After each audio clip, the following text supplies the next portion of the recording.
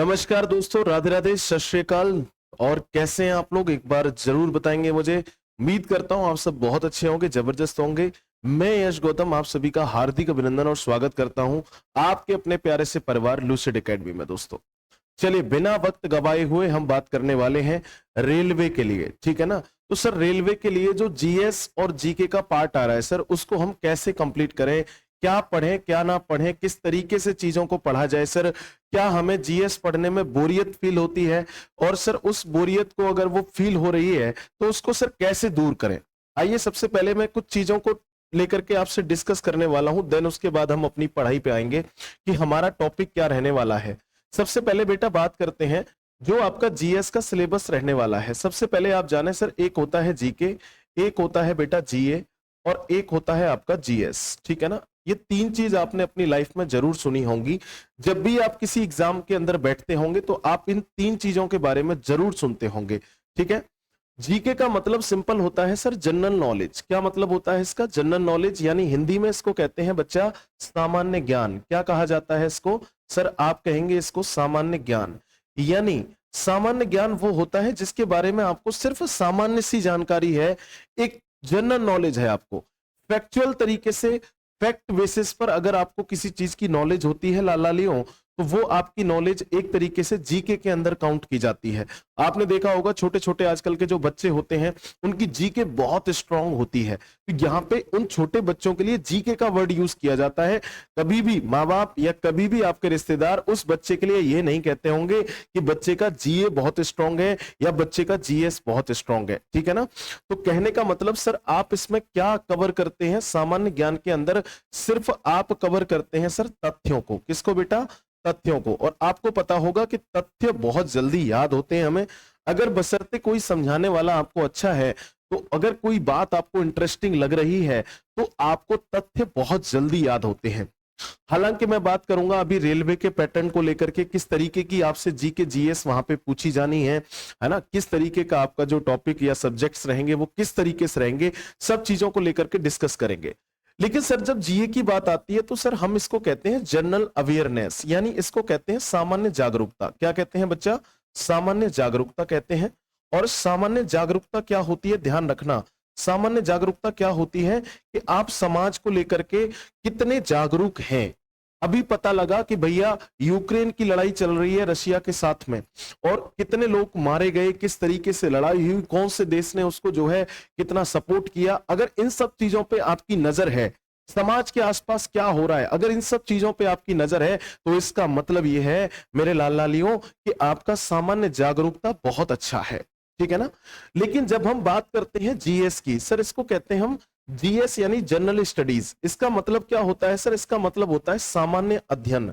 यानी सामान्य अध्ययन किस चीज को लेकर के करते हैं सर? थोड़ी सी अगर बात करें तो इसमें बच्चा आप थोड़ा सा डीप जाते हैं किसी भी चीज को लेकर के। अगर मैं आपको एक एग्जाम्पल के बतौर समझाऊं तो मैं आपसे सिंपल सा पूछ सकता हूं, अगर मैंने आपसे कहा कि भैया बताओ ताजमहल कहाँ स्थित है, तो आप सिंपल सा बताएंगे सर आगरा में स्थित है।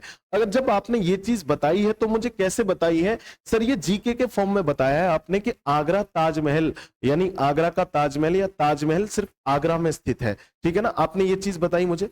लेकिन अगर मैंने ये पूछ लिया कि बताओ ताजमहल को यूनेस्को की श्रेणी में कब शामिल किया गया, तो ये कैसी बात हो गई? थोड़ी सी करंट से रिलेटेड बात हो गई, यानी आसपास की जो घटनाएं घट रही हैं उससे रिलेटेड बात हो गई। तो यानी कहने का मतलब आप जागरूक नहीं थे जिस समय ताजमहल को यूनेस्को जोड़ रहा था।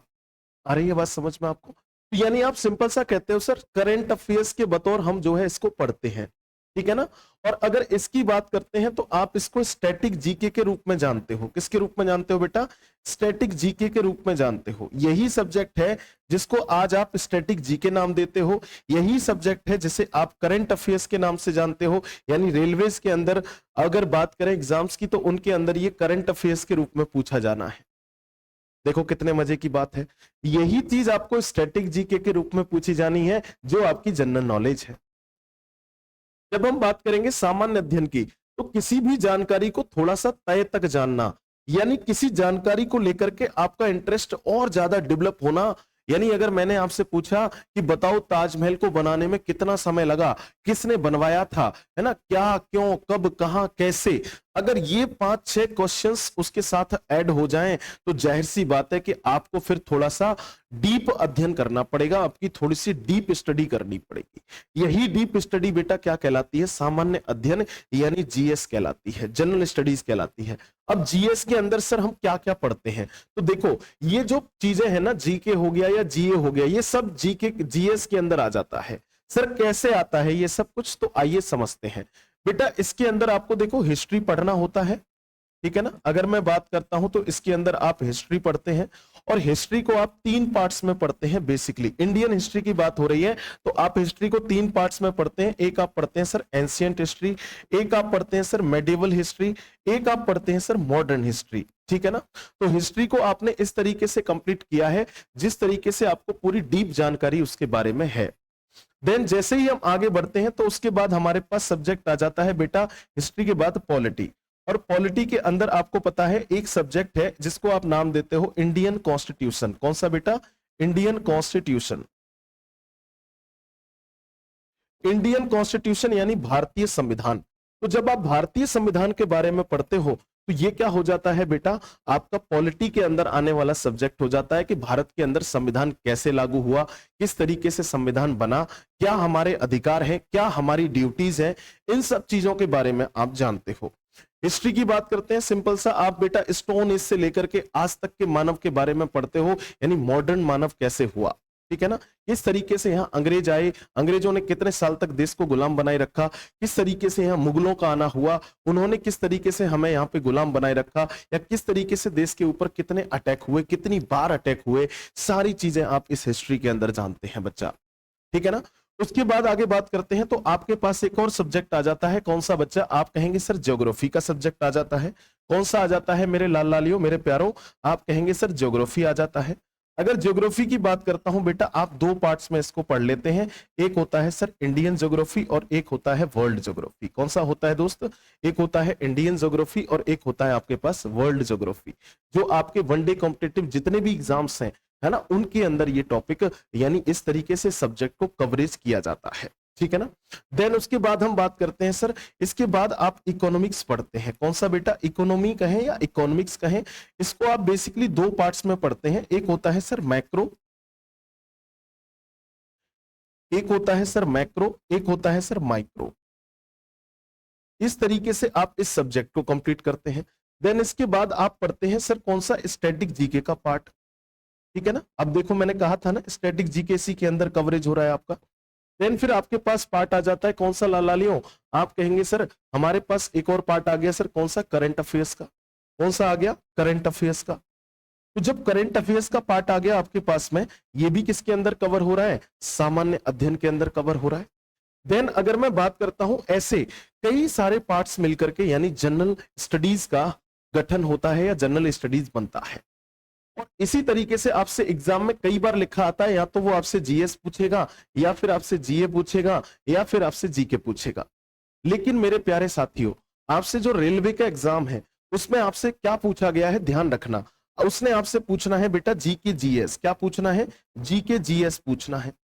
जीके जीएस पूछना है तो जीके जीएस का मतलब क्या है कि उसने आपको ये पूछना है, ये वाला पार्ट। तो हम किसको पढ़ेंगे लाल लालियों? हम पढ़ेंगे सामान्य अध्ययन को यानी जीके जीएस वाले पार्ट को। अब सर आप कहेंगे सर जीएस का मतलब तो सर जनरल साइंस होता है ना। तो जनरल साइंस मेरे लाल लालियों अलग से है। जनरल साइंस का क्राइटेरिया जो है अलग से रखा जाता है, जिसको आप कहते हैं सर इसमें फिजिक्स आती है बच्चा, इसमें आपकी बेसिक केमिस्ट्री आती है और इसमें आपकी बेसिक बायोलॉजी आती है, ठीक है। लेकिन मैं आपको क्या पढ़ाने वाला हूं? तो मैं आपको इतना सारा जो हमारा एरिया है वो सारा हम कवर करेंगे यहाँ पर, ठीक है ना। इसको हम जो है अपने सेशंस में कवर करेंगे, जिसको आप सामान्य अध्ययन के नाम से जानते हैं। और बहुत मस्त तरीके से मैं आपको पढ़ाने की कोशिश करूंगा कि आपको बोरियत बिल्कुल भी ना हो, इसका मैं खासा ध्यान रखूंगा। चलिए, तो इसी आगे की कड़ी में मैंने एक टॉपिक आपके लिए रखा है, जिससे कि आपको समझ में आ जाए कि किस तरीके से सर आप हमको पढ़ाएंगे, ठीक है ना। ये चीज आपको समझ में आनी चाहिए, क्योंकि आपको जब तक ये नहीं पता लगेगा कि हमारा पढ़ाने का तरीका क्या है, किस तरीके से आपको जो है चीजें हमें दिमाग में बिठानी है, तब तक बच्चा कोई काम नहीं बनने वाला है। ठीक है ना।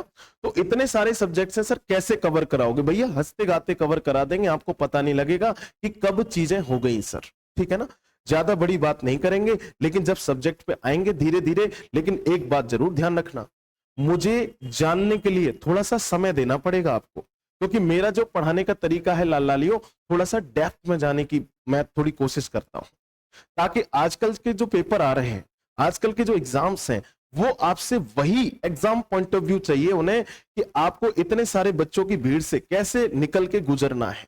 तो वो चीज आपको कब पता लगेगी? जब थोड़ा सा आप किसी से एक्स्ट्रा पढ़ के जाएंगे। सीधी सी बात है, ठीक है। जिसने ज्यादा पाया उसी ने ज्यादा कर दिखाया, ठीक है ना। तो आइए इसी कड़ी में मैं आपको लेके चलता हूं।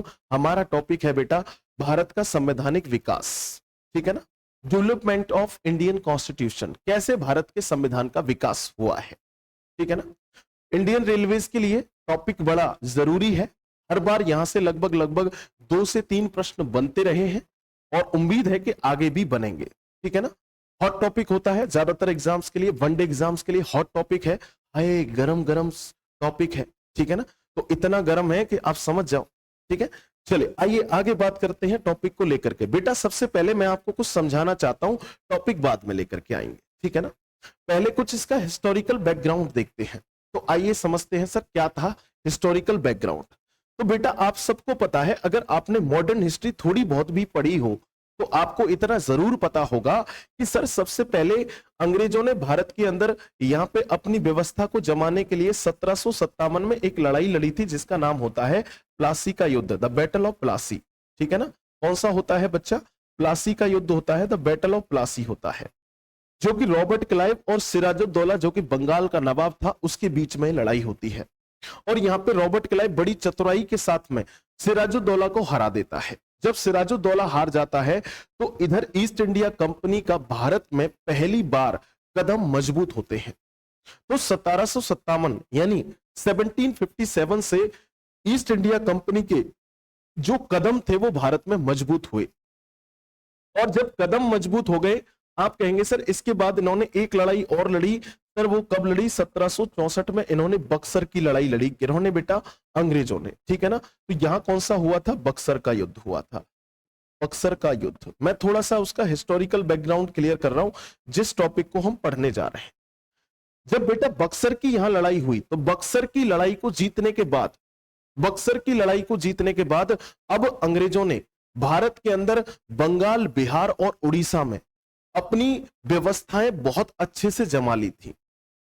कहने का मतलब यह है कि बंगाल के अंदर अब अंग्रेजों का एक तरीके से राज स्थापित हो गया था। यहां की अगर बात करते हैं तो यह इलाका पूरे तरीके से अंग्रेजों के कंट्रोल में आ गया था। और जब अंग्रेजों के ये कंट्रोल में आ गया तो अब अंग्रेज इसके लिए, इस पूरे साम्राज्य को चलाने के लिए भैया कुछ कानून और कुछ एक्ट बनाना शुरू करते हैं। कुछ कानून और कुछ एक्ट बनाना शुरू करते हैं। अंग्रेजों ने जो अपने लिए कानून और एक्ट बनाए, वहीं से हमारे भारत के संविधान का विकास जुड़ा हुआ है। तो आइए समझते हैं किस तरीके से भारत के संविधान का विकास हुआ है, ठीक है ना। तो टॉपिक हमारा इस तरीके से रहने वाला है। आइए बात करते हैं टॉपिक की। सबसे पहले तो मेरे प्यारे लाल लालियों, आप जैसा कि देख पा रहे होंगे, आप जैसा कि देख पा रहे होंगे, जब हम भारत के संविधान की विकास की बात करते हैं तो आपने देखा कि सर मैंने इसको 3 टाइप से बांटा हुआ है। 3 टाइप से बांटा इसलिए है क्योंकि आपको समझ में आएगा कौन से टाइम पीरियड में क्या हुआ था और कौन से टाइम पीरियड में क्या हुआ था। जैसे कि हम बात करते हैं सर, सन 1600 में एक कंपनी आती है, ईस्ट इंडिया कंपनी। और जो ईस्ट इंडिया कंपनी थी, ब्रिटिश ईस्ट इंडिया कंपनी, इसने भारत के ऊपर अपना राज स्थापित किया, ठीक है ना। और अपना कंट्रोल जमाया, उस तरीके से जमाया कि कंपनी लोगों के ऊपर सर चढ़ करके बोलने लगी। और यहाँ के जो राजे रजवाड़े थे, धीरे धीरे सबको दबाती गई।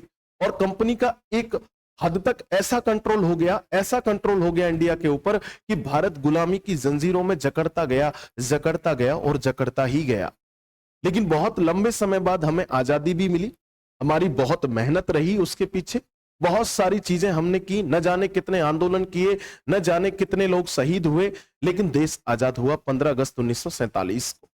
जब देश को आजादी के बाद अब एक संविधान बनाने की जरूरत थी, लेकिन संविधान बनाने की जब जरूरत थी तो हमने फिर पुरानी चीजों को खोल करके देखा तो हमें पता लगा कि भारत के संविधान का विकास तो अंग्रेज ही करके गए हैं। तो आइए समझते हैं, क्या ये बात कहना गलत होगा कि भारत के संविधान का विकास अंग्रेजों ने ही किया है? तो आइए समझते हैं। देखो बेटा, एक टाइम पीरियड मैंने यहां पे रखा है सन 1600 से लेकर के 1772 तक। यहां पे आप देखते हैं सन 1600 से लेकर के 1772 तक जब ये कंपनी आई थी, यानी ब्रिटिश ईस्ट इंडिया कंपनी जब इंडिया में आई थी तो हाथ जोड़ करके आए थे भैया। ये जहांगीर के टाइम पीरियड में यहां पर हाथ जोड़ करके कैप्टन हॉकिंस ने पहली बार भारत के अंदर कोठियां खोलने की बात करी थी, और जहांगीर ने इस तरीके से नया अप्रूवल दे दिया और उसके बाद कंपनी ने अपनी कोठियां खोलना स्टार्ट कर दिया, या आप कह सकते हैं कोठियां, गोडाउन या फैक्ट्रीज बनाना स्टार्ट कर दिया। और उसके बाद 1600 से लेकर के 1772 तक कंपनी ने सिर्फ अपना क्या किया, भारत के अंदर ट्रेड किया, व्यापार किया और सिर्फ व्यापार किया। लेकिन कहते हैं ना कि नीयत कभी भी बदल सकती है, तो भैया इनकी भी यहां पे क्या हुआ प्यारे बच्चों, नीयत बदली। जैसे ही नीयत बदली उसका रिजल्ट था कि भारत गुलाम हुआ। इतनी बात तो आपको समझ में आ रही होगी जो मैं कहना चाह रहा हूं। कोई बहुत टफ लैंग्वेज नहीं बोल रहा हूं, बड़े प्यारे भाषा में आपको समझाने की कोशिश कर रहा हूं। तो अंग्रेजों ने पहली लड़ाई कौन सी लड़ी, प्लासी का लड़ाई लड़ी, यहां पर प्लासी का बैटल जीता। उसके बाद बक्सर की लड़ाई जीती और बंगाल, बिहार और उड़ीसा जैसी जगहों पर बेटा इसने जबरदस्त तरीके से अपना राज जमा लिया। अब लेकिन सिचुएशन क्या हो रही थी, कंपनी को जिस तरीके से भेजा गया था भारत में, वो एक प्रॉपर तरीके से कंपनी एक लिखित डॉक्यूमेंट के साथ आई थी, जिसमें था कि कंपनी जो प्रॉफिट परसेंटेज होगा उसको ब्रिटेन में देगी ही देगी। लेकिन सिचुएशन क्या होती है, अभी तक कंपनी सब कुछ ब्रिटेन तक पैसा पहुंचा रही थी, सारी चीजें पहुंचा रही थी, जो प्रॉफिट हो रहा था वो ब्रिटेन को मिल रहा था। लेकिन अचानक क्या हुआ, जब कंपनी ने इन दो लड़ाइयों को करा तो भाई जाहिर सी बात है बहुत सारा खर्चा हुआ कंपनी का, और कंपनी जो है किस में जाने लगी, घाटे में जाने लगी।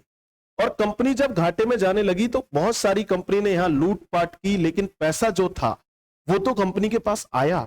लेकिन ब्रिटेन में जब वो दिखाते तो क्या दिखाते कि हम घाटे में चल रहे हैं, हमें कोई मुनाफा नहीं हो रहा है, इंडिया से, भारत से हमें कोई मुनाफा नहीं हो रहा है, हम सिर्फ लगातार घाटे में जा रहे हैं। ये कंपनी कहां दिखाती, ब्रिटेन। ब्रिटेन को इस बात पे क्या हुआ, शक हुआ, ब्रिटेन को डाउट हुआ, और ब्रिटेन ने पहला एक्ट इनके लिए लॉन्च कर दिया 1773 का रेगुलेटिंग एक्ट। कंपनी को कंट्रोल करने के लिए, कंपनी के कान कसने के लिए पहली बार ब्रिटेन की तरफ से कोई एक्ट लॉन्च किया गया, और इस एक्ट में कंपनी को कंट्रोल किया जाएगा। आपने देखा होगा ना, आपके घर में सिलेंडर होगा, सिलेंडर में एक रेगुलेटर लगा होता है। वो रेगुलेटर क्या काम करता है, आप ज्यादा करेंगे तो गैस ज्यादा आएगी, आप बंद कर देंगे तो गैस बिल्कुल बंद हो जाएगी। तो यानी वो गैस को रेगुलेट करता है। इसी तरीके से यहां पे रेगुलेटिंग एक्ट आएगा पहला, जो कंपनी को रेगुलेट करेगा। तो यहां पे रेगुलेटिंग करना स्टार्ट किया, तो यानी कब से रेगुलेटिंग करना स्टार्ट किया बेटा, 1773 से। और 1773 से लेकर के आगे तक आप देखेंगे लगातार कंपनी के ऊपर रेगुलेट किया जाएगा। धीरे धीरे बार बार कोई ना कोई एक्ट लाते रहेगी ब्रिटेन सरकार कंपनी के ऊपर, और धीरे धीरे जो है कंपनी के ऊपर रेगुलेटिंग होती रहेगी, होती रहेगी, होती रहेगी। तो अब इसी दौड़ में हम आगे जब बढ़ते हैं तो पाते हैं कि यहां से 1773 से लेकर के 1858 तक यहां पे भारत के ऊपर जो शासन रहा है वो बेटा किसका रहा है, ईस्ट इंडिया कंपनी का रहा है। तो यहां तक शासन किसने किया था, आप कहेंगे सर ईस्ट इंडिया कंपनी ने किया था। और ईस्ट इंडिया कंपनी जब यहां शासन कर रही थी तो भैया इन्होंने 1757 से अपनी कमान संभाल ली थी, 1757 से अपनी कमान संभाल ली थी, और 1857 तक, अगर मैं कह सकता हूं 1857 तक लगभग बेटा 100 ईयर्स बनते हैं। कितने साल बनते हैं, 100 साल बनते हैं। इन 100 सालों में इतने ज्यादा अत्याचार किए गए भारतीयों के ऊपर, बहुत ज्यादा अत्याचार किया गया, यानी हर चीज को लेकर के हमारे ऊपर रोक लगाना, हमारी आजादियों को छीनना हमसे। लेकिन जब बात हमारे धर्म पे आई ना, फिर हम चुप नहीं बैठे, और फिर हमने 1857 की क्रांति छेड़ दी, और हमने कहा कि इस बार आर पार की लड़ाई होगी बिल्कुल। लेकिन बावजूद इसके हमने 1857 की क्रांति को बहुत अच्छे से करने की कोशिश की, लेकिन कुछ खामियों की वजह से हम जीत करके भी हार गए। और जब हम जीत करके हार गए ध्यान रखना, जब हम जीत करके हार गए तो 1857 के बाद जब यहां इतना बड़ा ड्रामा हुआ, 1857 में भारत के अंदर क्या हुआ था, आप कहेंगे फर्स्ट इंडिपेंडेंस वॉर हुआ था। यानी कहने का मतलब यहां पे क्रांति हुई थी, रिवोल्ट हुआ था। क्या हुआ था बच्चा, यहां रिवोल्ट हुआ था। और इस रिवोल्ट की वजह से ब्रिटेन में सरकार हिल गई। ब्रिटेन में जब पता लगा कि भारत के अंदर ऐसा क्या कर रही है कंपनी जिसकी वजह से सारे भारतीयों ने विद्रोह कर दिया हमारे खिलाफ, अरे ऐसा क्या हो गया वहां पे, जरा जांच करो, पता लगाओ आखिरकार बात क्या है। तो बात पता लगी कि कंपनी से बहुत सारे भारतीय लोग ऐसे हैं जो बिल्कुल खफा बैठे हैं और कंपनी को एक आंख देखना नहीं चाहते। यानी ये लड़ाई हमारी आजादी के लिए नहीं थी, ये लड़ाई सिर्फ उन पॉलिसीज के खिलाफ थी जो पॉलिसी कंपनी ने हमारे ऊपर लागू की हुई थी, उनसे हम लड़ना चाहते थे। जब ये बात ब्रिटेन पहुंचती है तो ब्रिटेन ने 1858 में बच्चा, कब, 1858 में एक एक्ट लॉन्च किया। 1858 में इंडियन गवर्नमेंट एक्ट लॉन्च किया गया और उस एक्ट के तहत क्या किया, रानी ने कहा कि जिस कंपनी की वजह से आप लोग परेशान हो, यानी ईस्ट इंडिया कंपनी की वजह से आप लोग परेशान हो, इस ईस्ट इंडिया कंपनी को हम आज ही बिल्कुल खत्म कर देते हैं। और 1858 में बेटा कंपनी को खत्म किया गया। अब हम लोगों को लगा कि चलो ये बढ़िया हुआ कि कंपनी खत्म हो गई, लेकिन रानी ने, उस टाइम पे रानी कौन थी, विक्टोरिया, तो महारानी विक्टोरिया ने ब्रिटेन से भैया एक लेटर पास किया और कहा, लॉर्ड केनिंग को यहां पे जो है वायसराय बना करके भेजा गया और लॉर्ड केनिंग के हाथों में एक लेटर देकर के भेजा गया। लॉर्ड केनिंग वायसराय बन के आया है इंडिया में नया। और 1858 यानी 1 नवंबर 1858 की बात है, लॉर्ड केनिंग ने इलाहाबाद के अल्फ्रेड पार्क में बहुत सारे लोगों को इकट्ठा करके और महारानी का लेटर पढ़ा। मैं लॉर्ड केनिंग, महारानी का नवनियुक्त वायसराय, मुझे न्यू अपॉइंट किया गया है महारानी ने, मैं आप सबको बताना चाहता हूं कि भारत के अंदर चल रही ईस्ट इंडिया कंपनी को महारानी ने पूरी तरीके से डिस्ट्रॉय कर दिया है और आज के बाद किसी भी भारतीय के ऊपर कंपनी का शासन नहीं होगा। तो फिर लोग बोलने लगे भाई शासन किसका होगा। हाँ जी, इसके लिए लॉर्ड केनिंग ने कहा कि मैं बताना चाहता हूं आप सभी लोगों को, मैं इन्फॉर्म करना चाहता हूं आप सभी लोगों को कि आज से भारत के शासन की बागडोर जो है वो महारानी विक्टोरिया खुद संभालेंगी। ये तो बात बड़े अचंभे वाली थी हमारे लिए। हमने कहा चलो एक कंपनी खत्म हुई और अब जो है महारानी विक्टोरिया खुद से संभालेगी भारत के शासन को। इसका मतलब क्या हो सकता है, आप लोग खुद सोचिए अपने दिमाग से कि इसका मतलब क्या होगा। यानी एक गोरा संप्रदाय यानी कम्युनिटी गोरों की खत्म की गई और दूसरे गोरों की कम्युनिटी को जो है भारत का साम्राज्य सौंप दिया जा रहा है। तो यानी हम लोगों को लगा, महारानी विक्टोरिया ने लॉर्ड केनिंग के थ्रू कहलवाया कि अब जो होगा भारत के अंदर वो भारत को अच्छे बनाने के काम किए जाएंगे।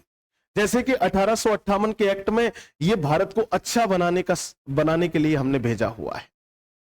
और भाई हम लोग फिर से बातों में आ गए, क्योंकि भारतीय समाज सीधा साधा था बच्चा। हम लोग फिर से बातों में आ गए, इनके चंगुल में फंस गए और फिर से 1858 से लेकर के 1947 तक हमारे ऊपर डायरेक्ट जो शासन हुआ है वो कहां से हुआ है बेटा, ब्रिटेन से हुआ है। इसलिए हमने इसको कहा है क्राउन का शासन, द रूल ऑफ क्राउन, ताज का शासन। तो इसलिए हमने शुरुआत का जो पार्ट है इंडियन कॉन्स्टिट्यूशन का, जिसे आप कहते हैं संविधान का विकास, या फिर इसको आप कह सकते हैं साथ ही साथ कंपनी का विकास हो रहा था। यानी कंपनी को ऊपर बढ़ाने के लिए ब्रिटेन से लॉज या कानून बनाया जा रहा था, इसी के साथ साथ हमारे भारत के संविधान का विकास होना था। तो इसलिए हमने इसको 3 टाइप में बांटा है ताकि आपको बड़े अच्छे से प्यार से चीजें समझ में आ जाए बच्चा, कि कितने टाइम तक कंपनी ने भारत में ट्रेड किया है और कितने टाइम तक कंपनी का शासन रहा है इंडिया के ऊपर, और किस टाइम के बाद और कब तक भारत के अंदर सीधे ब्रिटेन से शासन हुआ है। आ रही है बात समझ में। तो अब इसमें हम क्या क्या पढ़ने वाले हैं, ध्यान देना। जैसे मैंने आपसे कहा कि रेगुलेटिंग एक्ट लॉन्च किया गया 1773 में कंपनी के ऊपर कमान कसने के लिए। देन उसके बाद इसके अंदर जो खामियां थी उसको दूर करने के लिए एक और एक्ट लाया गया 1781 का एक्ट, सेटलमेंट एक्ट ऑफ 1781। उसके बाद पिट्स इंडिया एक्ट आता है 1784 के अंदर। इसके अंदर जो भी कमियां थी, जैसे मतलब 1784 एक्ट इसलिए लाया गया कि 1773 और 1781 के अंदर जो कमियां रह गई हैं उन्हें भी दूर करो। धीरे धीरे निखार किया जा रहा है, क्योंकि कानून एक बार में तो बन जाता है, लेकिन आप देखते होंगे आज भी हमारे संविधान के अंदर संशोधन होते हैं, अमेंडमेंट्स होते हैं। क्यों? क्योंकि संविधान को हम आज भी सुधार रहे हैं। बहुत सारी चीजें ऐसी हैं जो गलत तरीके से पेश होती हैं, लेकिन हम कोशिश करते हैं उन्हें सुधारने की। जैसे अभी आपने देखा हमारी आईपीसी के अंदर चेंज हुआ है, ठीक है ना। तो इस तरीके से हमारा चेंजमेंट होता रहता है, समय के हिसाब से बदलाव जरूरी है, ठीक है लालियो। और आज का समय आपसे कहता है कि आप कोई भी पढ़ाई कर रहे हो, किसी भी एग्जाम के लिए पढ़ रहे हो बेटा, चाहे वो बात रेलवे की क्यों ना हो रही हो, आपको थोड़ा सा डीप कॉन्सेप्ट पे जाना पड़ेगा, क्योंकि कॉन्सेप्ट क्लियर है तो एग्जाम क्लियर है। अगर कॉन्सेप्ट में कहीं भी आपने लापरवाही बरती तो ध्यान रखना एग्जाम हॉल में ये लापरवाही बहुत बड़ी आपको महसूस होगी। इसलिए कॉन्सेप्ट समझ के चलें। मेरा काम आपको रहेगा कि कॉन्सेप्ट से जोड़ना, बाय हार्ट आपको कॉन्सेप्ट से जोड़ के रखना, आपके ब्रेन में कॉन्सेप्ट एकदम बिठा देना क्लियरली। देन जब आप पेपर में बैठे तो ब्रेन के अंदर बिल्कुल आपका क्लैरिटी रहे और एग्जाम आपका ऐसा चले बहुत स्मूथ। आ रही है बात समझ में? चले, वेरी गुड। तो लालियो यहां पे 1773 का रेगुलेटिंग एक्ट, फिर उसके बाद आप देखेंगे अगला एक्ट कौन सा आया बेटा, सेटलमेंट एक्ट, फिर उसके बाद 1784 का पिट्स इंडिया एक्ट, और फिर यहां से चार्टर बनाना स्टार्ट कर दिया गया। यानी फिर 1813 का चार्टर एक्ट आया, उसके बाद 1833 का चार्टर एक्ट पढ़ेंगे, फिर उसके बाद 1853 का चार्टर एक्ट पढ़ेंगे, और 1853 का लास्ट चार्टर एक्ट था। उसके बाद कंपनी का जो शासन चल रहा था खत्म कर दिया जाएगा 1858 में। और देन आपको पता है कि इसी डेट से शासन कहां चला जाएगा हमारा, ब्रिटेन। आ रहे हैं बस। तो ब्रिटेन में क्राउन का शासन होगा, इसलिए 1858 का इंडियन गवर्नमेंट एक्ट आता है। इंडियन गवर्नमेंट एक्ट के बाद अब इंडियन चीजों के लिए काम करना था, इसलिए वहां की सरकारों ने भारत के लिए कुछ चीजें लॉन्च की। जैसे कि आप देखेंगे इंडियन काउंसिल एक्ट ऑफ 1861, उसके बाद आप देखेंगे इंडियन काउंसिल एक्ट ऑफ 1892, उसके बाद आप अगला देखेंगे मार्ले मिंटो रिफॉर्म्स 1909, ठीक है ना। ये यहां पे मुसलमानों को देश के अंदर बंटवारा कर देगा, एक तरीके से भारतीय हिंदुओं और मुसलमानों में लड़ाई बजवा देगा ये एक्ट। लॉर्ड मिंटो को आपने सुना होगा सेपरेट इलेक्टोरेट सिस्टम का फाउंडर कहा जाता है। क्यों कहा जाता है उसको सेपरेट इलेक्टोरेट सिस्टम का फाउंडर? क्योंकि उसने भारत के अंदर यह देखा कि यहां मुस्लिम समाज और हिंदू समाज, हिंदू बहुत ज्यादा है, मुस्लिम बहुत ज्यादा नहीं है, मतलब मुस्लिम माइनॉरिटीज के अंदर है और हिंदू जो है मेजोरिटी के अंदर है। तो क्यों ना मुसलमानों को सपोर्ट किया जाए और हिंदुओं के खिलाफ किया जाए, ताकि हम बहुत लंबे समय तक यहां पे शासन कर सके। फूट डालो और राज करो, डिवाइड एंड रूल वाली नीति थी, पॉलिसी थी। तो इसलिए लॉर्ड मिंटो ने क्या किया, 1909 में मुसलमानों को सेपरेट इलेक्टोरेट सिस्टम दे दिया। अभी आगे बात करेंगे सारी चीजों की, टॉपिक जब आगे बढ़ेगा, लंबा टॉपिक रहेगा थोड़ा सा, ठीक है ना। उसके बाद आप देखते हैं 1919 का माउंटेन्यू चेम्सफोर्ड रिफॉर्म्स आता है। इसमें पहली बार कहा गया था कि भारत के संविधान की जांच के लिए एक वैधानिक आयोग का गठन होगा, और तभी आपको पता है 1927-28 में यहां पे साइमन कमीशन आया, ठीक है ना। देन उसके बाद 1935 का mini constitution of Indian act कहते हैं आप इसको, ठीक है ना, भारत के लिए छोटा संविधान। क्योंकि जब तक हमारा देश आजाद हुआ था 1947 में, और 2 साल 11 महीने 18 दिन लग गए थे भारत का संविधान बनने में, तो 1950 को 26 जनवरी को हमारा संविधान लागू हुआ था देश के अंदर। तो तब तक देश के अंदर कैसे काम चलेगा, इसके लिए हमारे देश के अंदर कौन सा एक्ट लागू रहा था, 1935 का एक्ट लागू किया गया था, देश की आजादी से लेकर और देश के संविधान को लागू होने तक। तो 2 साल 11 महीने 18 दिन तक लगभग इस एक्ट ने काम किया, इसलिए क्या बन गया, मिनी कॉन्स्टिट्यूशन ऑफ इंडिया, ठीक है ना। देन उसके बाद आपको देखते हैं कि 1947 का एक्ट आता है, जिसे हम इंडियन इंडिपेंडेंस एक्ट ऑफ 1947 के नाम से जानते हैं, क्योंकि इसी एक्ट की बदौलत हमारा देश आजाद हुआ था। रिटन डॉक्यूमेंट बनाया गया देश की आजादी के लिए और देश आजाद हुआ। चलिए आइए लालियो, तो इन एक्ट्स को हमें पढ़ना है, किस किस एक्ट के अंदर क्या क्या काम हुए हैं, कौन कौन से एक्ट में क्या क्या जरूरी काम हुए हैं, कहां से क्या चीज शुरू हुई है, ये समझते हैं और जानते हैं। तो पहली हमारी जो स्लाइड है वो किस बारे में बात करती है, आपसे ध्यान देंगे, जो कि पहला रेगुलेटिंग एक्ट है उसके बारे में बात करेगी। जाहिर सी बात है कि नाम से क्लियर हो रहा होगा लालियो कि रेगुलेटिंग का मतलब होता है किसी भी चीज को क्या करना बच्चा, रेगुलेट करना। तो कैसे चीजें रेगुलेट हो रही हैं, आइए चर्चा करते हैं, ध्यान देंगे।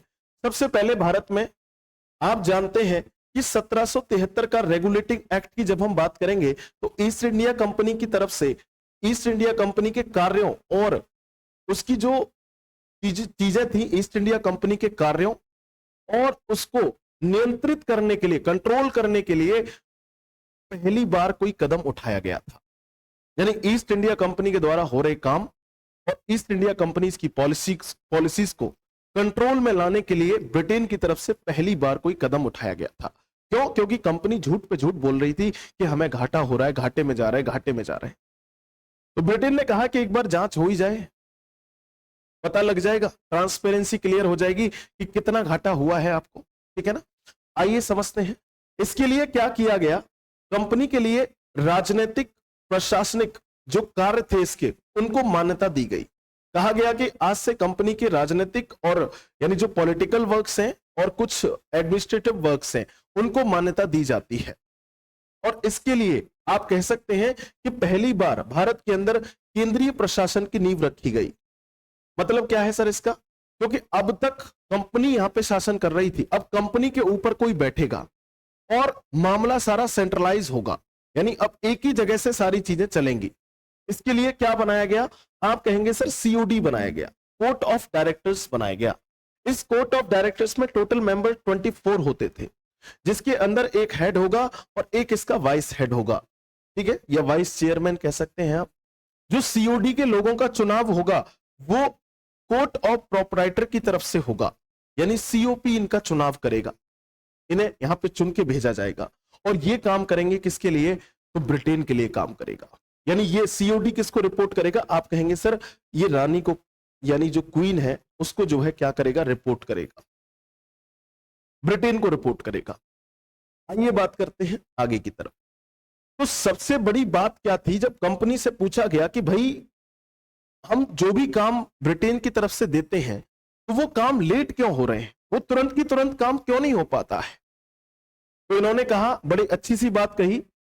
यहां पे जो कंपनी थी उसने बड़ा अच्छा इस चीज को जवाब दिया। कहा कि ब्रिटिश सरकार से कहा कि देखिए एक हमारा कलकत्ता में सेंटर है यानी बंगाल वाला, एक बंगाल का सेंटर है, और एक हमारा सेंटर कहां पे है बेटा? इन्होंने कहा मद्रास के अंदर है, और एक सेंटर बताया इन्होंने कहा बंबई।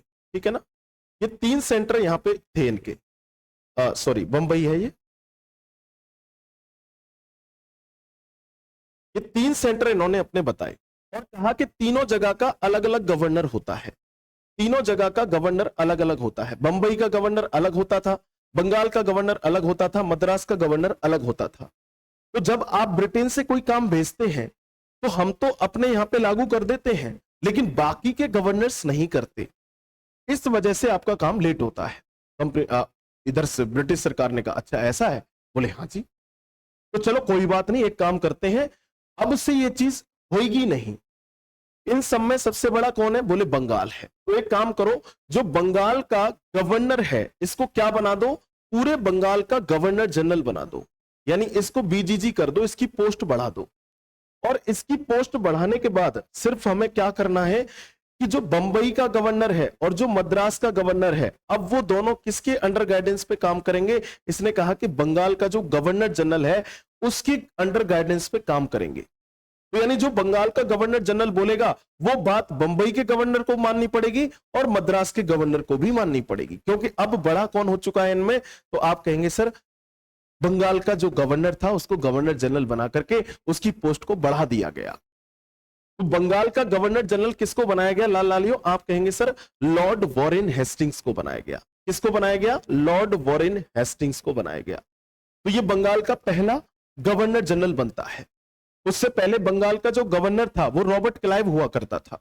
रॉबर्ट क्लाइव को इस सीट से हटाया गया, जो गवर्नर था बंगाल का, और उसको हटाने के बाद यहां पे पूरे बंगाल का और साथ में इन दोनों को इसके अंडर गाइडेंस में लाने के बाद लॉर्ड वॉरेन हेस्टिंग्स को इसका काम सौंप दिया गया। अब लॉर्ड वॉरेन हेस्टिंग्स अपने तरीके से काम करेगा, ब्रिटेन की शर्तों के हिसाब से चलेगा, और ये रिपोर्ट किसको करेगा? आप कहेंगे सर ये सीओडी को रिपोर्ट करेगा, ये सीओडी को रिपोर्ट करेगा। और सीओडी कहां रिपोर्ट करेगा? सर ब्रिटेन रिपोर्ट करेगा। तो देख रहे हो आप, इतना बड़ा कारवां बन चुका है। तो एक सिस्टम आपको नजर आ रहा है ना? पहले तो सिस्टम नहीं था, पहले क्या था? कंपनी अपनी मनमर्जी करती थी, अब कंपनी मनमर्जी नहीं कर पाएगी। क्योंकि कंपनी के लिए क्या हो चुका है, अब ब्रिटेन सीओडी की हेल्प से डायरेक्ट जो है इससे नजर रखेगा। ठीक है ना। तो आपको इतनी बात समझ में आई कि कौन बना दिया गया, लॉर्ड वॉरेन हेस्टिंग्स को बना दिया गया। अब भाई जाहिर सी बात है कि काम इसके ऊपर बढ़ रहा है। जब काम इतना बढ़ गया है, वर्डन इतना आ गया है, काम का प्रेशर इतना आ गया है, तो अब अकेला तो काम कर नहीं पाएगा, तो इसकी हेल्प के लिए कुछ लोग चाहिए होंगे। तो गवर्नर जनरल की हेल्प के लिए एक क्या बनाई गई भैया, एक कमेटी बनाई गई, एक काउंसिल बनाई गई जिसको कहा गया गवर्नर जनरल काउंसिल। ठीक है ना। उस काउंसिल के अंदर 4 लोगों को भर्ती किया गया। कौन कौन बेटा, फिलिप फ्रांसिस, वॉरवेल, मानसन और क्लेवरिंग। इन 4 लोगों को भर्ती किया गया और ये 4 लोग अब क्या करेंगे, गवर्नर जनरल को सलाह देने का काम करेंगे, जी कौन सा काम कैसे होना है, कौन सा काम कैसे नहीं होना है। गवर्नर जनरल अगर इनकी सलाह को मानेगा तो अच्छी बात है, नहीं मानेगा तो वो बात की बात है। लेकिन ज्यादातर चीजों में गवर्नर जनरल को जब सलाह लेनी होती थी तो अपनी काउंसिल से वो सलाह लेता था। जैसे आज की बात करो, आज हमारे देश में प्रेसिडेंट होते हैं, तो प्रेसिडेंट को किसकी सलाह पे काम करना होता है, आपको सबको पता होगा कि प्रेसिडेंट हमारे यहाँ पे किसकी सलाह से काम करते हैं। तो ये कॉन्सेप्ट आप देख रहे हो, ये कॉन्सेप्ट कहां से आ रहा है, यहीं से तो निकल के आ रहा है। यानी जो ये है, ये COM काउंसिल ऑफ मिनिस्टर्स जो होती है, काउंसिल ऑफ मिनिस्टर्स जो होती है, मंत्री परिषद जो होती है, प्रेसिडेंट उसकी एडवाइस पे काम करता है। President works with an advice of council of ministers. ठीक है ना। तो इसकी जितनी भी जो होती है काउंसिल ऑफ मिनिस्टर की एडवाइस, उसको माननी पड़ती है भाई, किसको, प्रेसिडेंट को। और इसका हेड कौन होता है लाल लालियो, COM का हेड कौन होता है, आप कहेंगे सर काउंसिल ऑफ मिनिस्टर्स का ऑलवेज हेड कौन होता है, PM होता है, प्राइम मिनिस्टर। ठीक है ना। तो इस तरीके से एक सिस्टम बनने जा रहा है, जो सिस्टम आज हमारे इंडिया में हमें नजर आता है। ठीक है ना। इसके लिए क्या किया गया, कहा गया कि कंपनी की कुछ चीजों पर हम रोक लगाते हैं। जैसे किस किस चीज पर रोक लगाते हैं, 1773 का जो ये एक्ट था, इसमें कुछ चीजों के ऊपर रोक लगाई गई। किन किन चीजों के ऊपर रोक लगाई गई, कहा गया कि कंपनी अपना कोई भी प्राइवेट ट्रेड नहीं करेगी आज के बाद। कंपनी या कंपनी का कोई भी इंसान, कोई भी आदमी, कोई भी अधिकारी अपना कोई प्राइवेट ट्रेड नहीं करेगा। जैसे मान के चलो, मैं आज लूसिड एकेडमी के अंदर आपको GS पढ़ा रहा हूं, ठीक है ना। तो भाई मुझे सैलरी कहां से मिल रही है, लूसिड एकेडमी की तरफ से मिल रही है। और मैं क्या करूं, अपना एक रूम ले लूं और बाहर से भी बच्चों को बुलाऊं और कहूं कि आप आ जाओ, मुझसे यहां भी पढ़ लो, वहां तो मैं पढ़ा ही रहा हूं। तो ये क्या हो जाएगा, मेरा अपना ट्रेड हो जाएगा, वो निजी प्राइवेट ट्रेड हो गया, यानी प्राइवेट व्यापार हो गया वो मेरा। ठीक है ना। तो मैं एकेडमी से भी पैसा ले रहा हूं, प्लस अपना अलग से भी कमा रहा हूं। तो इसके ऊपर कल को मेरे ऊपर एक्शन होगा कि नहीं होगा। तो इसीलिए कंपनी के ऊपर भी एक्शन लिया गया, बोला आप कोई भी प्राइवेट ट्रेड नहीं कर सकते। अच्छा, अगर आपको कोई गिफ्ट लेना है तो वो भी आप नहीं लेंगे, क्योंकि क्या होता था, जो कंपनी के अधिकारी थे, टेबल के ऊपर से ली गई चीज कहलाती है रिश्वत, और टेबल के नीचे से लिया गया क्या कहलाता है, ध्यान देना, टेबल के नीचे से ली गई क्या कहलाती है, रिश्वत, और टेबल के ऊपर से पैसा लिया गया क्या कहलाता है, गिफ्ट। तो भैया मैं थोड़ा सा उल्टा बोल गया था, उस चीज को समझ जाना, आप है होशियार हो गए आप। तो टेबल के नीचे से लिया गया पैसा या नीचे से ली गई चीज क्या होती है भैया, आप कहेंगे सर रिश्वत होती है। लेकिन अगर कोई टेबल के ऊपर रख के दे बतौर गिफ्ट, तो वो क्या होगा, रिश्वत नहीं होगी, वो गिफ्ट होगा सर। तो भैया इस गिफ्ट पर भी रोक लगा दी गई, बोला कोई गिफ्ट विफ्ट नहीं लेगा। दूसरी चीज क्या कही गई कि रिश्वत तो बिल्कुल नहीं लेनी है। इन सब चीजों पर क्या है, बिल्कुल रोक है। अगर हमें पता लग गया कि कंपनी या कंपनी का कोई भी इंसान इस तरीके से रिश्वतखोरी करता है, तो उसके खिलाफ कड़ी से कड़ी कार्रवाई की जाएगी। उसके बाद क्या होता है, इसी एक्ट के तहत अब बताओ, अब इतना बड़ा काम कर दिया, COD भी बना दिया, गवर्नर जनरल भी बना दिया। मान के चलो COD और गवर्नर जनरल आपस में अपना सिस्टम सेट कर लें और कहें कि यार आधे पैसे तू खा, आधे पैसे मैं खा रहा हूं, मजे मारो यार, रानी को क्या फर्क पड़ रहा है, रानी तो ब्रिटेन में बैठी है, कौन सा उसको हम बताने जा रहे हैं। तो इसके लिए भी व्यवस्था की गई। क्या व्यवस्था की गई, तो इसके लिए 1774 में ब्रिटेन की तरफ से एक सुप्रीम कोर्ट बनाया गया। क्या बनाया गया बेटा, सुप्रीम कोर्ट बनाया गया। 1774 में एक सुप्रीम कोर्ट का स्टैब्लिशमेंट किया गया कलकत्ता के अंदर। ठीक है, कहां बनाया गया था बच्चा, ये कलकत्ता में। ठीक है ना, तो ध्यान रखेंगे कहां बनाया गया, कोलकाता। आज क्या है वो, कैलकाटा। पहले क्या होता था, ये कालीकाता, फिर हुआ कलकत्ता, फिर हुआ कोलकाता, अब क्या है, कैलकाटा। ठीक है ना। तो कोलकाता के अंदर ये बनाया गया। इसके अंदर क्या होता था, एक मुख्य जज होगा, चीफ जस्टिस होगा और बाकी 3 अदर जजेस होंगे।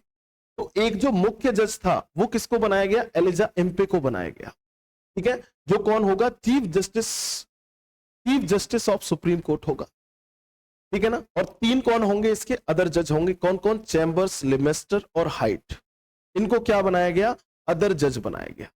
तो अब ये पूरा सिस्टम चल रहा है, यानी अगर कोई भी कहीं से साठगांठ करेगा तो उसके लिए व्यवस्थाएं हैं, सुप्रीम कोर्ट है और उसके अंदर केस चलेंगे, चीजें होंगी और रानी की नजर रहेगी सबके ऊपर। देखो एक सिस्टम कैसे बन रहा है, तो कैसे इंडियन कॉन्स्टिट्यूशन या इंडिया का डेवलपमेंट हो रहा है, अब आप देख पा रहे होंगे, ये बात आपको समझ में आ रही होगी। चलिए आगे चलते हैं। उसके बाद बात करते हैं, अगला एक्ट आता है 1781 का सेटलमेंट एक्ट। अब भैया ये सेटलमेंट क्या था, तो सेटलमेंट ये था कि 1773 का जो रेगुलेटिंग एक्ट है और अगला जो एक्ट आने वाला है 1784 का, 1784 का पिट्स इंडिया एक्ट, यानी विलियम पिट उस समय ब्रिटेन के पीएम है, उनके नाम पर इसका नाम क्या रखा गया था, पिट्स इंडिया एक्ट रखा गया था बच्चा, ठीक है ना।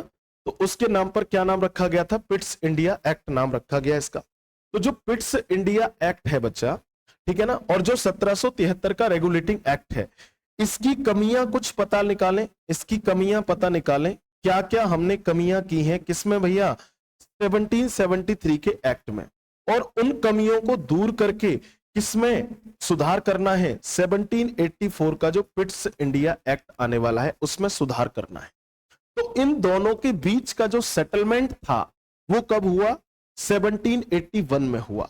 इसलिए इन सब चीजों के बीच में सेटलमेंट करने के लिए कौन सा एक्ट आता है, 1781 का सेटलमेंट एक्ट आता है। तो आइए पढ़ते हैं इस एक्ट को। इस एक्ट के अंदर 2 कमेटीज बनाई गई, पहली कमेटी होगी प्रवर समिति, दूसरी कमेटी होगी बेटा गुप्त कमेटी या गुप्त समिति, सीक्रेट कमेटी। इन दोनों का काम होगा भारत की चीजों पर नजर रखना। प्रवर कमेटी खुलेआम काम करेगी और जो गुप्त समिति है वो दुबक छुबक कर काम करेगी।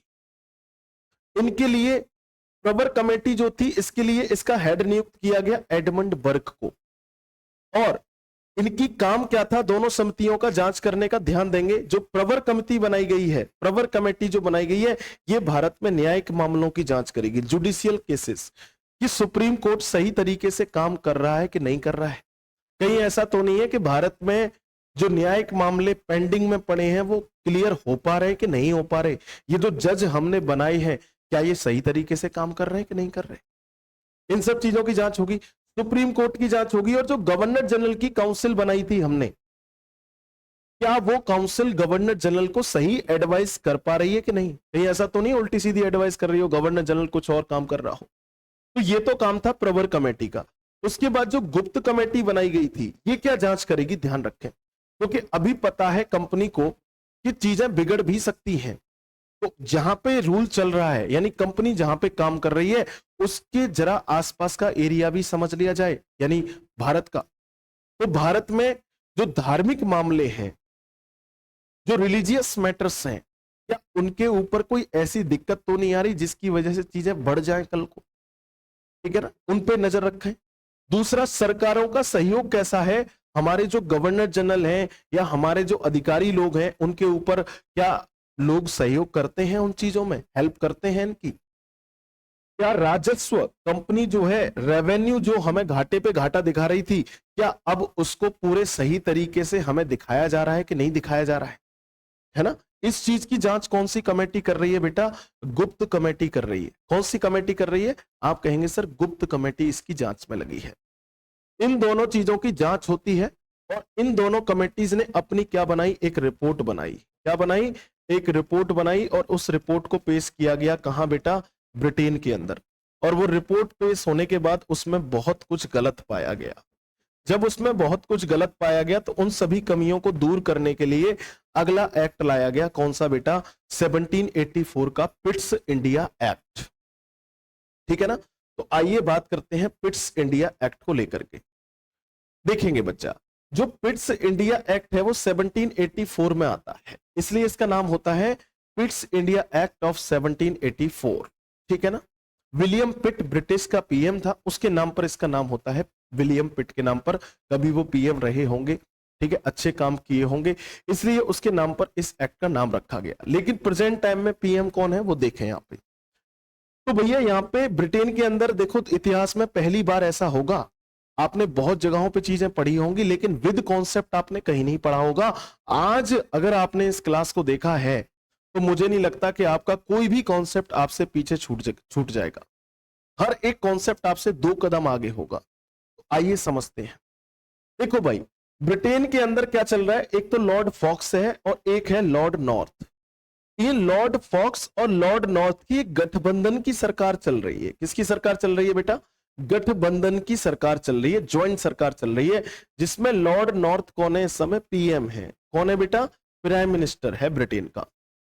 सिचुएशन क्या होती है, लॉर्ड नॉर्थ और लॉर्ड फॉक्स की जो मिलीजुली सरकार है, ये एक बिल बनाते हैं।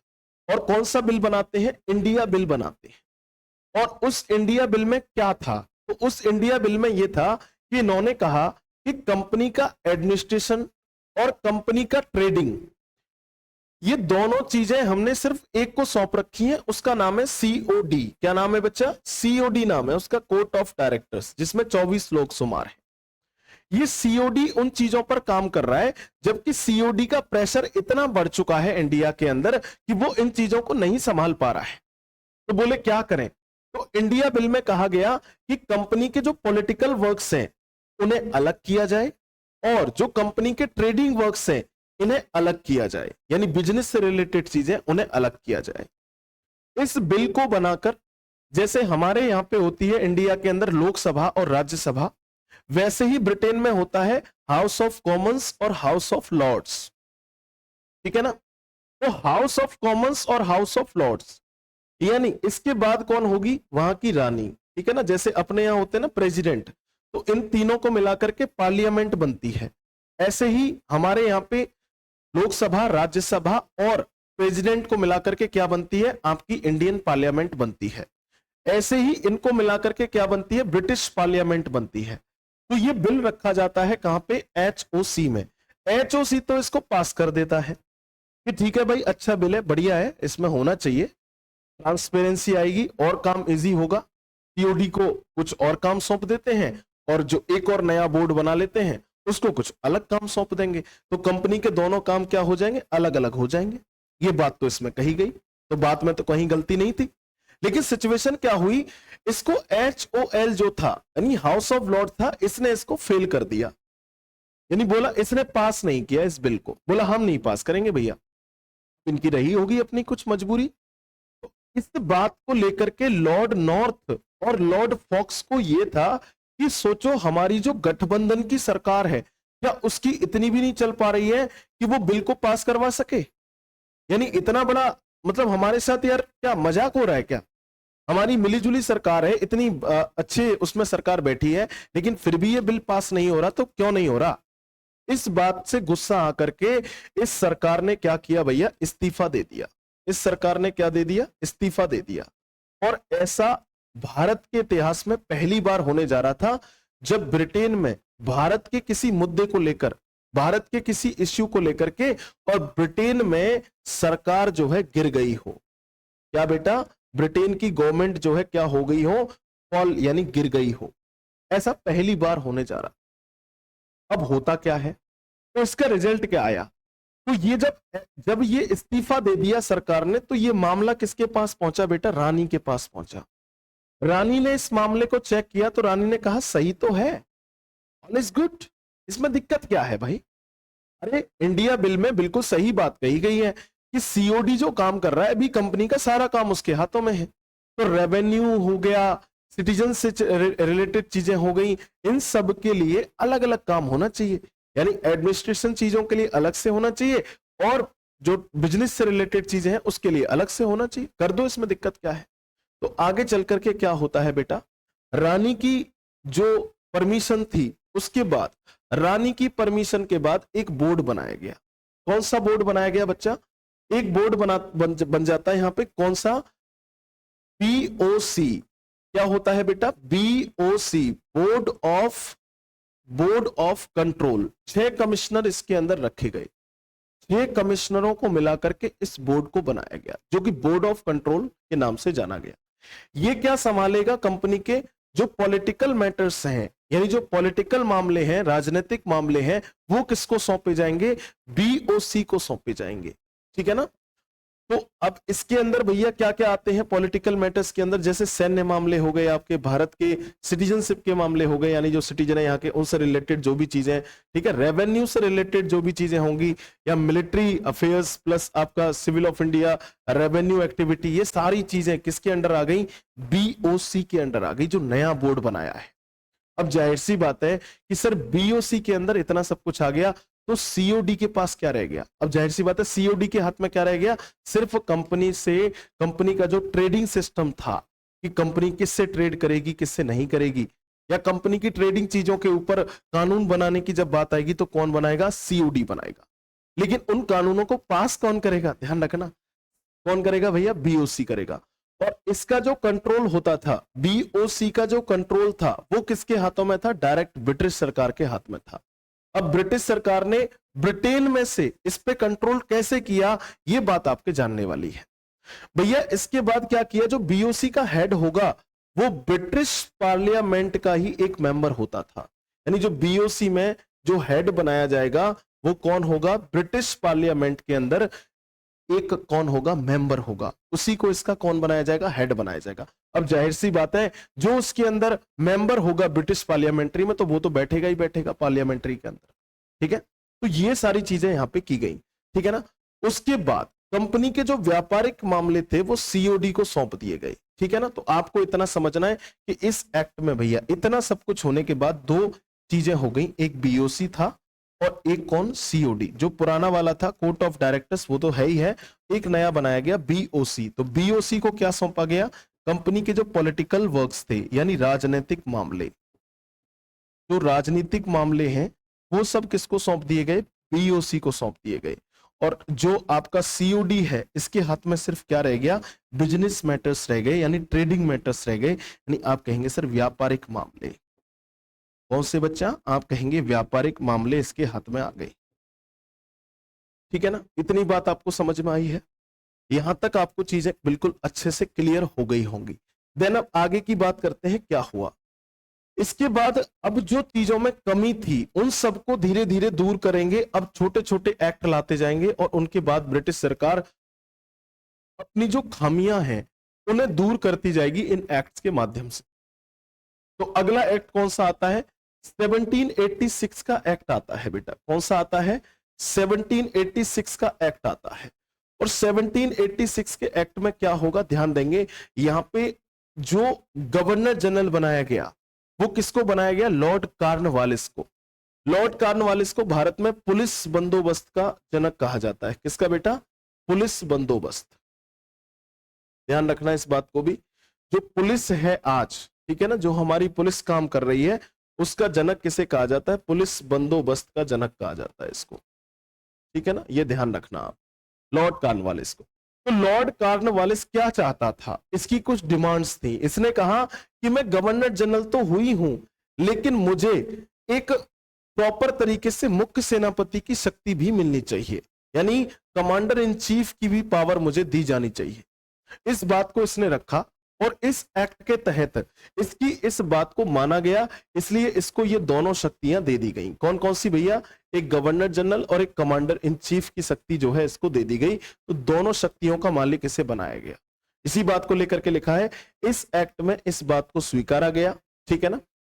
विशेष शक्ति इसको गवर्नर जनरल के अधिकार दिए गए जो है अपनी परिषद के डिसीजंस, अब ये चाहे तो रद्द कर सकता था या फिर उन्हें लागू कर सकता था। ये गवर्नर जनरल को अधिकार दिया गया। जो गवर्नर जनरल की काउंसिल होती थी बेटा, जो परिषद होती थी या जो काउंसिल होती थी, उससे डिसीजन लेने का काम होता था गवर्नर जनरल का। तो इनके डिसीजन को अब चाहे गवर्नर जनरल रद्द करे या लागू करे, ये डिपेंड करता है गवर्नर जनरल के ऊपर। आ गई होगी बात समझ में यहां तक? Very good. तो देखो धीरे धीरे बहुत सारी चीजों को दूर किया जा रहा है। अब यहां से एक और बदलाव आएगा कंपनी के लिए। जो ट्रेडिंग टाइम पीरियड था, आपको पता है जब कंपनी भारत पहली बार आई थी तो शुरुआत में इसे 15 सालों का क्या दिया गया था? एक मोनोपोली लेटर दिया गया था कि आपके बाद ब्रिटेन से कोई और कंपनी भारत में ट्रेड करने के लिए नहीं आएगी। तो अब जो सिस्टम था उसको यहां पे क्या किया जाएगा, उसको रिन्यू करने का वक्त आ चुका है। तो 1793 में कब बेटा, 1793 के चार्टर एक्ट के तहत क्या होगा, कंपनी का जो ट्रेडिंग टाइम पीरियड है, व्यापारिक समय है, उसको 20 साल के लिए बढ़ा दिया जाएगा। कितने साल के लिए, 20 साल के लिए बढ़ा दिया जाएगा। इसका मतलब समझेंगे, देखो 1793 में पहली बार कंपनी का जो टाइम पीरियड था वो कितने सालों के लिए बढ़ाया गया, 20 ईयर्स के लिए। तो यानी 20 ईयर्स के बाद क्या आ जाएगा, आप कहेंगे सर 20 साल बाद क्या आ जाएगा, 3। देखो रटने की जरूरत ही नहीं है, कॉन्सेप्ट समझो। 9 और 2 कितना हो गया सर, 11 हो गया, हासिल 1 लगी, 7 और 1 8 हो गया, यानी 1813। अगला एक्ट कौन सा आएगा, 1813 का एक्ट आएगा। 1813 में फिर 20 साल के लिए बढ़ा दिया जाएगा। तो यानी अब क्या आएगा, यहां पे 3 कर देंगे आप, 2 और 1 कितना हो जाएगा, 3, यानी 1833 का एक्ट आएगा। इसके बाद कौन सा एक्ट आएगा बेटा, 1833 का एक्ट आएगा। 1833 में फिर 20 साल के लिए रिन्यू कर देंगे इसका टाइम पीरियड, ठीक है ना। जब 20 साल के लिए और रिन्यू हो जाएगा तो कौन सा एक्ट आएगा, आप कहेंगे 3, 3 और 2 5। देख लो, मुझे मैथ भी नहीं आता, फिर भी मैं कैलकुलेशन करके निकाल सकता हूं कि भैया आपका कौन सा एक्ट आएगा आगे, ठीक है ना। तो 1853 का एक्ट आएगा। 1853 के एक्ट के बाद यहां पे अभी आपको बताया था मैंने, क्या हो गया था, 1857 की क्रांति हो गई थी भैया। क्या हो गई थी, यहां पे रिवोल्ट हो जाएगा। जब रिवोल्ट हो जाएगा तो रिवोल्ट की वजह से आगे का जो एक्ट है वो कुछ टाइम के लिए रुक जाएगा और अब कंपनी का टाइम पीरियड इश्यू होगा ही नहीं। क्यों, क्योंकि अब 1858 में बेटा, 1857 में, 1858 में क्या होगी, पूरी तरीके से कंपनी को ही क्या कर दिया जाएगा, डिसॉल्व कर दिया जाएगा, यानी ईस्ट इंडिया कंपनी ही खत्म हो जाएगी। जब कंपनी ही खत्म हो जाएगी मेरे लालो, तो अब कंपनी का टाइम पीरियड बढ़ा करके ही क्या होगा। अरे ये बात समझ में, यानी कॉन्सेप्ट पे काम करना है, ठीक है ना। मेरा कहने का असल मकसद आपसे ये है। अब ध्यान देंगे, जो अभी हाल ही में हमने बीओसी बनाया है बच्चा, उस बीओसी के जो अधिकारी हैं, यानी 6 जो उसके अंदर कमिश्नर से, उनका जो वेतन है वो भारतीय कोष से दिया जाएगा। इंडियन जो रेवेन्यू आएगा उससे उनकी पेमेंट होगी, लेकिन इसको देगा कौन, कंपनी के द्वारा दिया जाएगा। ये पैसा दिया किसके द्वारा जाएगा, कंपनी के द्वारा दिया जाएगा। और कंपनी देगी कहां से, इंडिया से कमा करके ही इन लोगों का खर्चा निकालेगी। यानी हमसे हमारा ही पैसा लेकर और हमारे ऊपर ही क्या किया जा रहा है, रूल किया जा रहा है, शासन किया जा रहा है, ठीक है। कॉर्नवालिस को जो अधिकार मिले थे वो अधिकार इस एक्ट में भी क्या किए गए बेटा, कंटिन्यूअसली उन्हें आगे बढ़ाया गया, यानी वो अधिकार उसके जारी रखे गए। अरे ये बात समझ में, यहां तक मुझे उम्मीद है कि आपको बहुत अच्छे से चीजें जो है समझ में आ रही होंगी, ठीक है ना। उसके बाद आगे बात करते हैं। देखो मैंने कहा कि अब 20 साल के लिए टाइम पीरियड रेन्यू होगा, तो 1813 का एक्ट आ चुका है। 1813 के एक्ट की जब हम बात करेंगे लाल लालियो, तो ध्यान देना यहां पर 1813 के एक्ट में फिर से कंपनी का टाइम पीरियड जो है कितने साल के लिए बढ़ाया गया है, आप कहेंगे सर 20 साल के लिए बढ़ा दिया गया है। जब 20 साल के लिए टाइम पीरियड बढ़ गया है इसका, तो कंपनी का भारतीय व्यापार पर ध्यान देंगे। अब अगला काम क्या हुआ है, कंपनी का भारतीय व्यापार पर एकाधिकार समाप्त हो गया। यानी कंपनी की जो मोनोपोली थी इंडियन ट्रेड को लेकर के, कि हम ही सिर्फ ट्रेड करेंगे और कोई ट्रेड नहीं करेगा, और हमारी ही कंपनी किसी जगह से ट्रेड करेगी और इस चीज की ट्रेड सिर्फ और सिर्फ कंपनी करेगी। उस चीज के ऊपर जो मोनोपोली हुआ करती थी, जैसे चाय और चीन के ऊपर, ठीक है ना।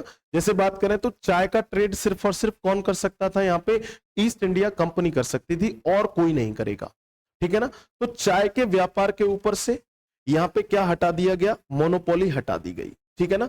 लेकिन चीन के व्यापार पर अभी इसकी क्या लगी रही, मोनोपोली लगी रही। यानी चीन के साथ सिर्फ और सिर्फ कौन ट्रेड कर सकता है, तो आप कहेंगे सर ईस्ट इंडिया कंपनी।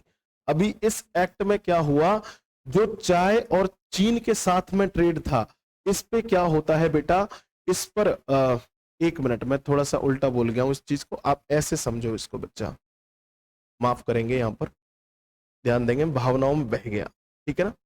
ध्यान देना, इस एक्ट में क्या किया गया, कंपनी का भारतीय व्यापार पर से एकाधिकार समाप्त हो गया। बाकी सभी चीजों की ट्रेड से एकाधिकार खत्म हो गया, सिर्फ 2 चीजों को छोड़कर। अभी कंपनी का टी के ऊपर यानी चाय के ऊपर क्या बना हुआ था, मोनोपोली बनी हुई थी, यानी सिर्फ और सिर्फ कंपनी ही चाय का ट्रेड कर सकती है और कोई नहीं करेगा। मोनोपोली का मतलब ये होता है, ठीक है ना। और चीन के साथ ट्रेड भी सिर्फ और सिर्फ कौन कर सकता है, कंपनी ही कर सकती है और कोई नहीं करेगा। आगे चल करके देखेंगे 1833 का जो एक्ट आएगा उसमें बेटा ये दोनों ही अधिकार हटा दिए जाएंगे, ठीक है ना। इनके ऊपर से भी मोनोपोली हटा दी जाएगी और कंपनी की फुल्ली मोनोपोली खत्म कर दी जाएगी। आ रही है बात समझ में? चलो वेरी गुड। तो इनके ऊपर क्या बना रहा, अभी मोनोपोली का अधिकार बना रहा। कंपनी अब भारत में, भारत की जो एजुकेशन है उसके ऊपर 1 लाख रुपए खर्च करेगी। क्या पागल वागल है, 1 लाख रुपए खर्च करेंगे? नहीं भाई, बड़ा प्लान है इनका, क्योंकि मिशनरीज खोली जा रही है यहाँ पे।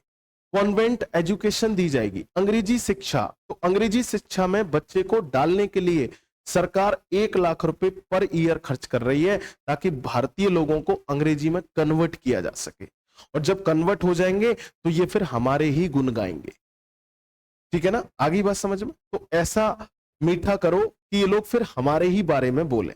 और इसी एक्ट के तहत बच्चा ईसाई जो मिशनरीज थी उनको भारत आने की छूट दे दी गई। नहीं, भारत आने की छूट का मतलब क्या है बच्चा, कि अब ये जो ईसाई मिशनरीज हैं ये भारत में आके अपना प्रचार प्रसार कर सकती हैं, अपने धर्म का प्रचार प्रसार कर सकती हैं।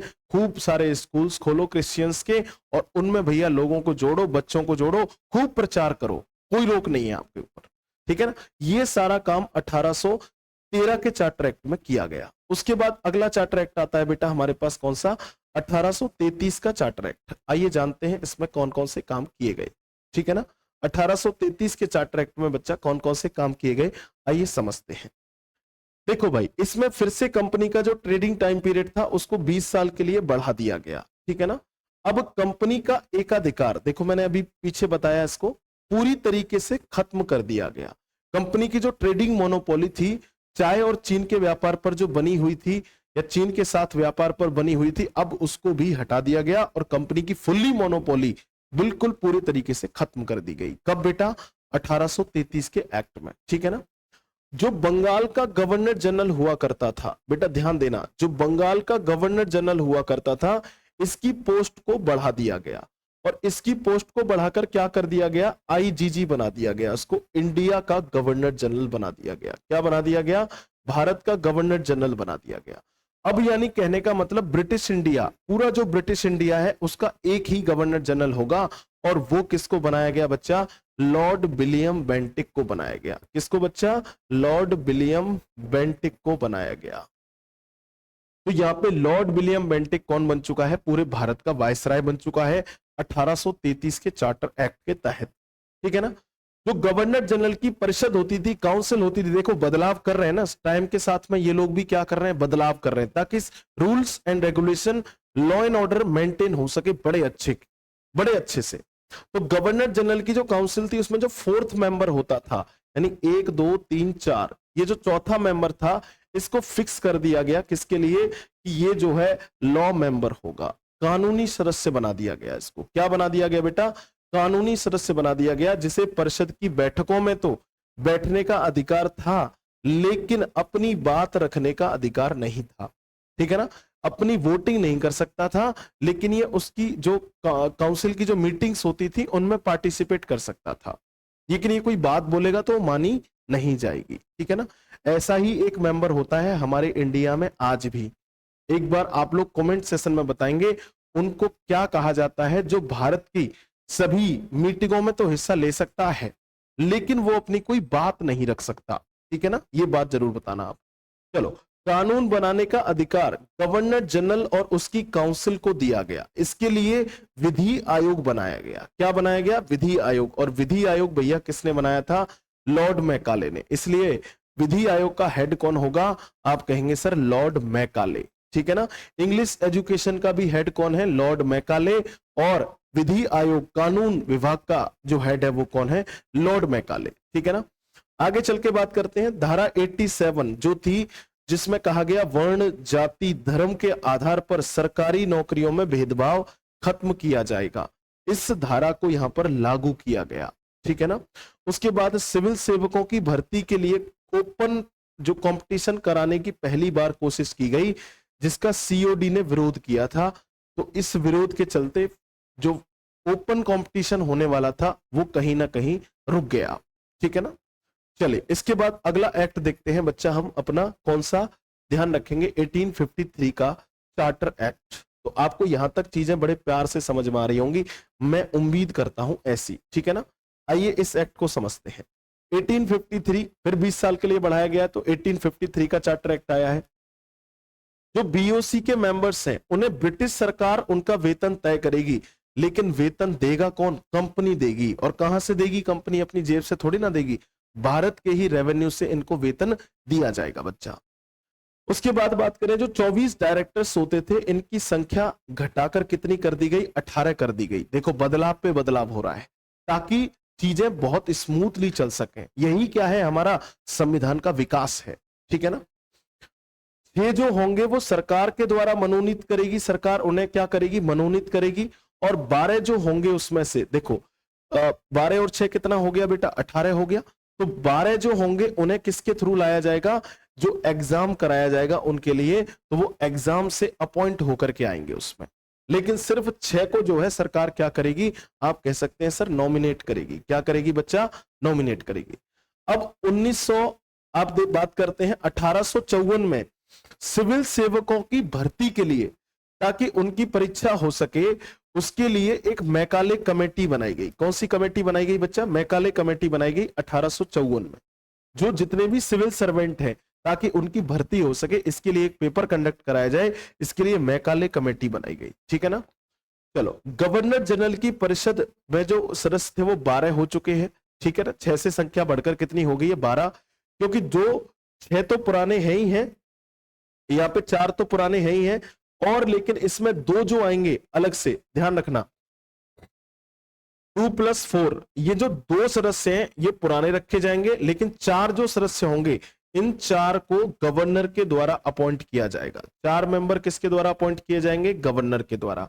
2 उसमें पुराने हैं, और 6 जो नए सदस्य जोड़े गए हैं ये आगे चल करके क्या बनाएंगे बेटा, ये आगे चल करके बनाएंगे लेजिस्लेटिव काउंसिल। क्या बनाएंगे, लेजिस्लेटिव काउंसिल, यानी विधान परिषद का गठन करेंगे ये आगे चलकर। चलिए तो यहां तक आपको मुझे उम्मीद है कि कैसा लगा होगा, आपको चीजें समझ में आई होंगी यहां तक बहुत अच्छे से, ठीक है ना। तो टोटल 12 मेंबर हैं, 6 ये, ठीक है ना। तो 2 पुराने थे इसमें से जो लिए गए, 4 को जो है गवर्नर अपॉइंट करेगा, आगे से बदलाव किया गया है इसमें, और 6 नए सदस्य जो जोड़े गए हैं ये विधान परिषद बनाएंगे। आगे बात समझ में, चलिए यानी गवर्नर जनरल की काउंसिल भी चल रही है और साथ में विधान परिषद भी बनती जा रही है। अब आप देखेंगे धीरे धीरे ऐसे ही लोकसभा राज्यसभा का गठन होगा, धीरे धीरे आप देखेंगे लोअर हाउस अपर हाउसेस भी बनना स्टार्ट हो जाएंगे, ठीक है। तो आगे क्या होता है, आगे क्या होता है, चलो तो आज के लिए मैं इतना ही रखता हूं क्योंकि क्लास बहुत ओवर हो चुकी है। फिर आपसे मुलाकात होती है सेम टाइम सेम जगह, ठीक है ना। इसी टॉपिक को हम आगे बढ़ाएंगे, आज के लिए इतना ही रखते हैं लालियो, फिर आपसे कल मुलाकात होती है सेम टाइम सेम जगह। आज के आनंद की जय, जय हिंद, जय भारत।